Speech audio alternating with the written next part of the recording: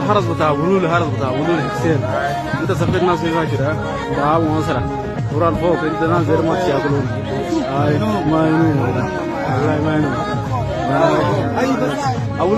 أولول كنتك تاشيلي أولول تاشيلي هاي ده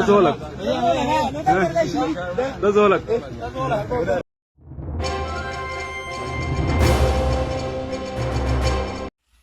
በሱዳን በቅጥረኝነት እየተዋጉ ካለቁት የወያኔ ታጣቂዎች በላይ በምርኮ የተያዙት ከፍተኛ ስቃይን እያስተናገዱ መሆኑን እየወጡ ያሉ መረጃዎች ያመለክታሉ።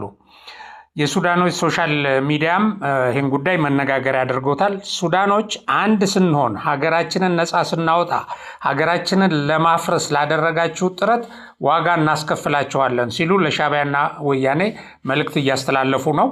አሁን በምርኮ የያዟቸውንም ወታደሮች በከፍተኛ ደረጃ እየተበቀሏቸው ይገኛሉ። የሐሚቲ ጦር የወያኔንና የሻዕቢያን ጦር እዝ ማዕከል ከከባድ መሳሪያዎችና ተተኳሾች ጋር በማረከበት ወቅት በስራ ላይ የነበሩ ወይም በውጊያ ላይ የነበሩ ቅጥረኛ የወያኔ ወታደሮችን በከፍተኛ ደረጃ ሲያሰቃይ የቆሰሉትንም ሕክምና እንዳያገኙ አድርጎ ሲያጉላላቸውና የበቀል እርምጃ ሲወስድባቸው ታይቷል። በኢትዮጵያ መንግስት ወታደሮች የተማረኩ ከዚህ በፊት አይተናል። በእንክብካቤ ሕክምና እንዲያገኙ ተደርገዋል።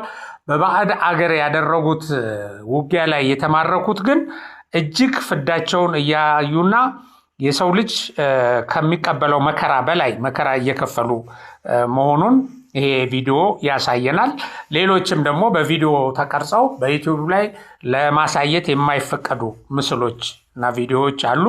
ይሁንና ህወሓት የራሱን ወገኖች በዚህ ደረጃ እየሸጠ እንደዚህ አይነት ስቃይ እና መከራ እንዲከፍሉ እያደረጋቸው ነው።